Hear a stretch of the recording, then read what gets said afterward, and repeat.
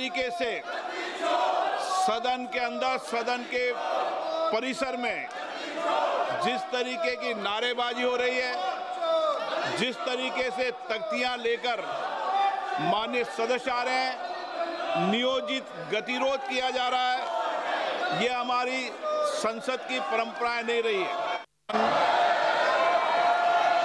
जिन्हें आज नियम 377 के अधीन मामले उठाने की अनुमति प्रदान की गई है, वह व्यक्तिगत रूप से सदन के पटल पर तुरंत अपने अनुमोदित पाठ को सदन के पटल पर रख सकते हैं। माननीय सदस्यगण, हम 18वीं लोकसभा के 5वें सत्र की समाप्ति की ओर अग्रसर हैं। यह सत्र 31 जुलाई 2025 को आरंभ हुआ था। इस सत्र में 14 सरकारी विधेयक पुनर्स्थापित किए गए तथा कुल 12 विधेयक पारित किए गए।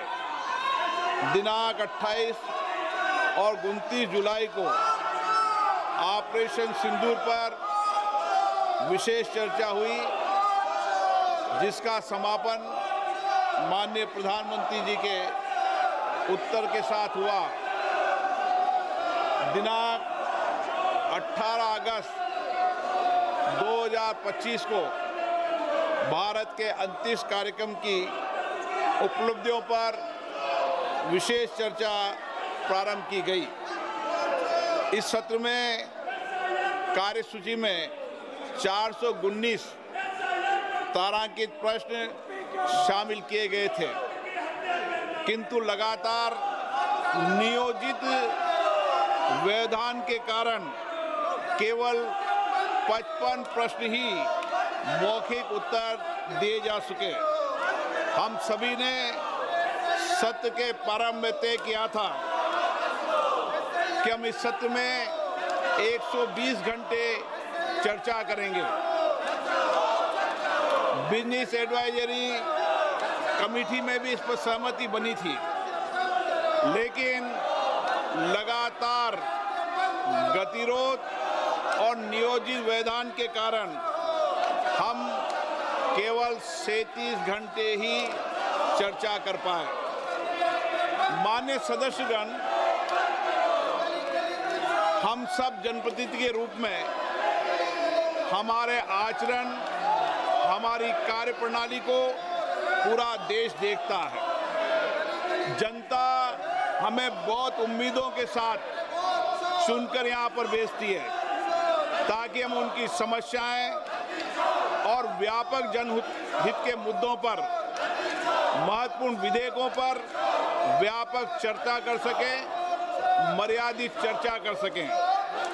लेकिन पिछले कुछ दिनों से मैं देख रहा हूं कि सदन में सार्थक मर्यादा परंपराओं के अनुरूप चर्चा नहीं हो रही। माननीय सदस्यगण, जिस तरीके से सदन के अंदर, सदन के परिसर में जिस तरीके की नारेबाजी हो रही है, जिस तरीके से तख्तियां लेकर माननीय सदस्य आ रहे हैं, नियोजित गतिरोध किया जा रहा है, यह हमारी संसद की परंपराएं नहीं रही है। और विशेष रूप से इस सत्र में जिस भाषा का आचरण किया गया, जिस तरीके की नारेबाजी की गई, ये सदन की मर्यादाओं के अनुरूप नहीं है। हमें एक स्वस्थ परंपराओं का निर्माण करना चाहिए और हमारी कोशिश होनी चाहिए कि हम संसद के अंदर गरिमापूर्ण चर्चा करें। लेकिन मैं लगातार देख रहा हूं नियोजित तरीके से गतिरोध करना, नारेबाजी करना, तख्तियां ले जाना।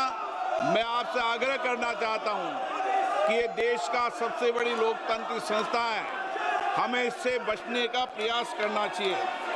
और संसद के अंदर भी और संसद के परिसर में भी हमारी भाषा संयमित और मर्यादित होना चाहिए। सहमति और असहमति होना लोकतंत्र की स्वाभाविक प्रक्रिया है, किंतु हमारा सामूहिक प्रयास होना चाहिए कि हम सदन की गरिमा को, मर्यादा को और शालीनता को बनाए रखें। माननीय सदस्य, मैंने हर माननीय सदस्य को हमेशा पर्याप्त समय, पर्याप्त अवसर दिया है, लेकिन जिस तरीके का आपका आचरण है, देश आपके आचरण को, आपकी कार्यप्रणाली को देख रहा है। मैं फिर आपसे आग्रह करता हूं कि हमें प्रयास करना चाहिए कि हमारी स्वच्छ लोकतांत्रिक संस्था के अंदर अच्छी परंपराएं, अच्छी प्रॉपर्टियों को हम लागू करें और इसके लिए सामूहिक चिंतन भी करना चाहिए और सभी राजनीतिक दलों को आत्ममंथन भी करना चाहिए, ताकि देश की लोकतांत्रिक संस्था की